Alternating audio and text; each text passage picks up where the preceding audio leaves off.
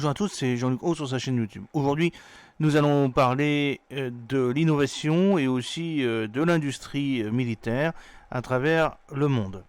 Alors, quelques informations pour cette semaine, avec dans l'espoir de stopper l'hémorragie, Boeing nomme un nouveau PDG, comme je l'ai déjà dit, Robert Hertzberg, qui a 64 ans. Berlin prépare un plan pour accélérer l'essor de son industrie de défense. Rheinmetall se renforce aux États-Unis en rachetant le fournisseur Lock Performance pour 950 millions de dollars. MBDA et Londres renouvellent leur partenariat stratégique en matière d'armement complexe.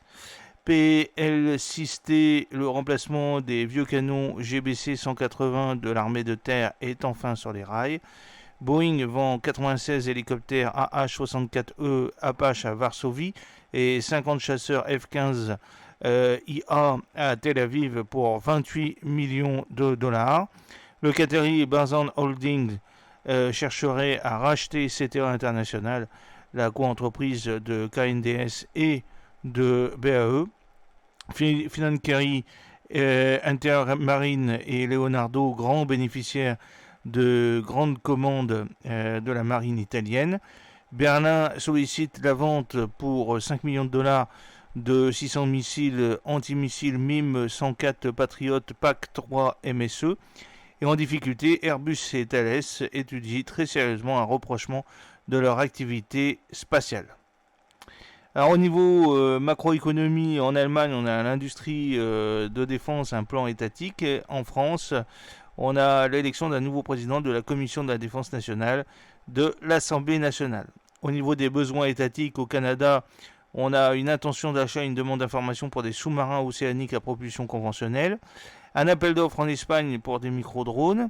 Un appel d'offres pour des camions logistiques PL6T en France. Ainsi qu'une relance d'un appel d'offres pour des remorqueurs portuaires de type RP30NG. Un appel d'offres pour des bouées dérivantes instrumentées de surface aérolargable. Un appel d'offres en Irlande pour des drones. Au niveau des sociétés, on a un contrat export de drones tactiques de reconnaissance Orbiter 3 chez Aeronautics Defense System. Un projet de rapprochement industriel européen pour des activités spatiales, je vous l'ai dit, avec Airbus. Et puis, en forte baisse, malgré une petite hausse du chiffre d'affaires, les résultats financiers semestriels d'Airbus. On a un contrat pour des moteurs diesel chez AM General. On a une perte nette à hauteur de 1,9 million d'euros pour Atos. C'est les résultats financiers semestriels. On a un contrat de chaland de débarquement d'infanterie et de chars de type LCU 1700 pour Hostal USA. Un contrat pour des véhicules blindés de dépannage M88A2 Hercule pour BAE Systems. Une notification au Congrès des États-Unis pour un système de guidage laser pour roquettes air-sol WGU 59B APKWS. Un contrat pour des canons de vol MK 110 mode 0 de 57 mm, toujours pour BAE Systems. Un contrat pour des obusiers blindés automoteurs M109A7 et des véhicules blindés d'approvisionnement M99-2A3. Toujours pour BAE System, et puis bien entendu avec tout ça, des résultats en hausse pour les résultats financiers semestriels. Une notification au Congrès pour des hélicoptères de combat AH-1Z Cobra pour Bell. La nomination d'un nouveau PDG pour Boeing, avec la gouvernance du groupe qui change. Un contrat pour des systèmes intégrés d'autoprotection ANALQ 250 EPA WSS pour Boeing, un contrat d'avion d'alerte avancée et de commandement aéroporté E7A Wedgefly, et puis une notification au Congrès pour les avions de combat multirôle F-15IA et F-15I+. Une commande approuvée pour des hélicoptères de combat AH-64E Apache, toujours pour Boeing. Pour CAE, on a un contrat export pour des simulateurs de vol d'avions de combat F-16 Block 70. On a une condamnation judiciaire de la maison mère pour CMN. Un contrat export d'antennes conformes pour système de guerre électronique AN SLQ32 chez Gobam. Un contrat export pour les systèmes d'acquisition et de suivi de cibles chez Cohort. Une nomination pour Collins Aerospace. Un résultat financier semestriel en hausse pour Dassault Aviation. Un contrat export de MRO de monoculaire chez Elbit Systems. Un contrat d'obus de mortier guidé Aaron Sting de 120 mm. Un contrat de munitions pour Elbit Systems toujours. Un contrat export pour des roquettes sol-sol. Un contrat export pour des systèmes de protection active Aaron First. Un contrat export pour des avions de transport militaire C-390 Millennium Embraer. Un contrat export pour des avions d'entraînement et d'appui feu léger A-29 Super Tucano, toujours pour Embraer. Ensuite, on a une inauguration d'une usine dédiée pour des batteries lithium-ion de sous-marins pour Fincantieri. Un contrat de frégate multimission de type Frame Evo et un contrat de patrouilleur hauturier de type PPX. Pour General Atomics, une notification au congrès de drone mâle de reconnaissance armée MQ-9 Reaper de type Block 5.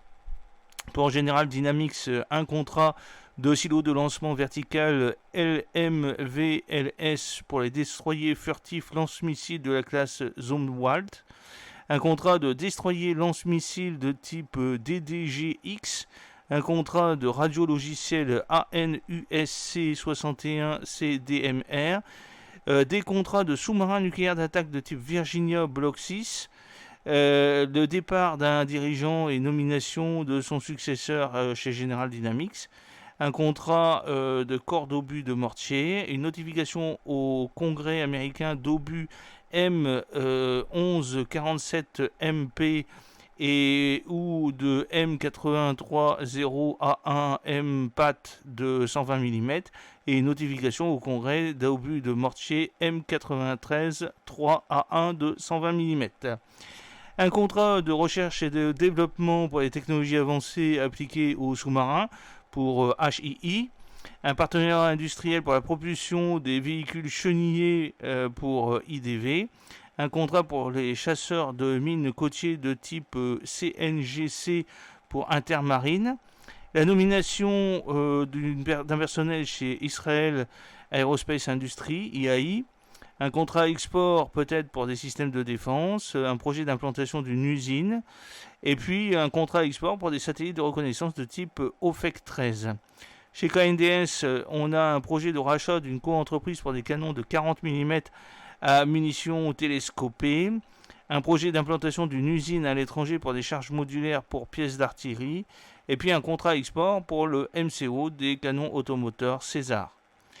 Pour L3 Harris Technologies, on a un contrat de terminaux radio ANSRQ4 Howlink, un contrat export pour un avion. Et puis pour Lockheed Martin, on a une commande approuvée de missiles antimissiles MIM 104 Patriot PAC-3 MSE, une notification au Congrès de missiles air-sol anti-char AGM-11-4R Hellfire, un partenaire industriel pour la MRO aéronautique, et puis une baisse malheureusement du chiffre d'affaires. Pour les résultats financiers surtout, qui ne cesse de baisser. On a une commande approuvée pour les avions de combat multirôle furtif F-35A Lightning II, une commande approuvée pour des missiles de croisière AGM 158B B2 Jam ER, une notification au Congrès de lance-roquettes multiples M142 HIMARS et puis une notification au Congrès de missiles antimissiles MIM 104 Patriot PAC-3 MSE. Chez Lumminbird, on a un contrat de télémètre laser. Chez MBDA, on a un renouvellement d'un partenariat étatique pour des missiles et des armements complexes. Chez Naval Group, on a une décision judiciaire concernant les sous-marins océaniques de la classe Orca. Chez Northrop Grumman, un contrat export de MCO des avions d'entraînement C-172 et avions de transport léger C-208. Un contrat export pour les avions d'alerte avancée E2D Advanced OK. Un contrat pour des kits de guidage M1156 PGK pour des obus de 155 mm et puis une notification au Congrès pour des kits de guidage M1156 PGK pour des obus de 155 mm. Chez Okoch Défense, on a un contrat pour des camions militaires de transport logistique de type FMTV, une notification au Congrès pour des camions militaires de type M114-8A1P2 MFPTV. Chez Kinetic, un contrat export pour les systèmes de recueil de données DCSS. Chez Raytheon, on a une légère baisse des résultats financiers malgré la hausse du chiffre d'affaires. Une notification au Congrès pour des kits de guidage pour bombes planantes GBU-53B Stormbreaker. Un contrat export pour des missiles de défense antiaérienne et anti-balistique SM-3 Bloc 2A. Un contrat de bombes planantes guidées GBU-53B Stormbreaker 2. Un contrat export pour des radars mobiles de surveillance aérienne et antimissiles basse couche LTAMDS. Et puis une notification au Congrès pour des missiles RR à moyenne portée AIM-120C8 AMRAAM. Chez Rheinmetall, on a un contrat pour des roquettes air-sol défense de 70 mm, un contrat export pour des grenades d'entraînement M11-10 de 40 mm, un contrat export pour une usine de production de munitions, un contrat de charge modulaire pour obus d'artillerie de 155 mm, un contrat export pour des obus de mortier de 81 mm, une inauguration d'une usine implantée à l'étranger pour des munitions, la création d'une co-entreprise à l'étranger, les résultats financiers en hausse, un contrat export pour des postes chirurgicaux avancés, et puis un projet de rachat d'une entreprise étrangère. Chez Rolls-Royce, la nomination d'un personnel. Chez Saab, un contrat export pour des systèmes mobiles de défense aérienne à courte portée MSHORAD. Un contrat export pour des équipements de systèmes de défense. C'est Chabena Technics, un contrat de sous-traitance pour le MCO des avions de ravitaillement en vol A330 MRTT. Alors, chez Safran, on a des résultats financiers en hausse, un projet d'implantation d'une usine pour la propulsion spatiale, et puis un partenariat industriel pour des capteurs électro-optiques. Chez Sierra Nevada, on a un contrat export pour le MCO des avions de transport léger multirôle PC-12. Chez Sikorsky, un contrat export pour des hélicoptères de manœuvre UH-60M Black Hawk. Un autre contrat export pour les mêmes types d'hélicoptères. Et puis un contrat pour des hélicoptères lourds de transport tactique CH-53K King Stallion. Chez SpaceX, on a des contrats pour des services de lancement spéciaux. Et puis chez Textron, on a un contrat pour des engins de débarquement sous coussin d'air, des Overcraft de la classe LCAC-100. Chez Thales, un partenariat industriel de télécommunications, un contrat export pour des véhicules blindés Bushmaster. On a un résultat net en forte hausse, mais des trésoreries toujours négatives, ce qui est incompréhensible.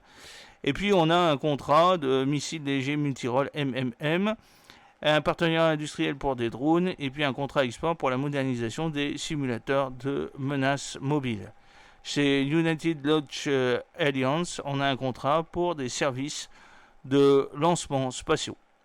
Alors j'espère que cette petite vidéo vous a plu. N'oubliez pas de cliquer sur le pouce pour la promouvoir, de vous abonner si ce n'est pas encore fait, et de partager cette vidéo sur vos réseaux sociaux.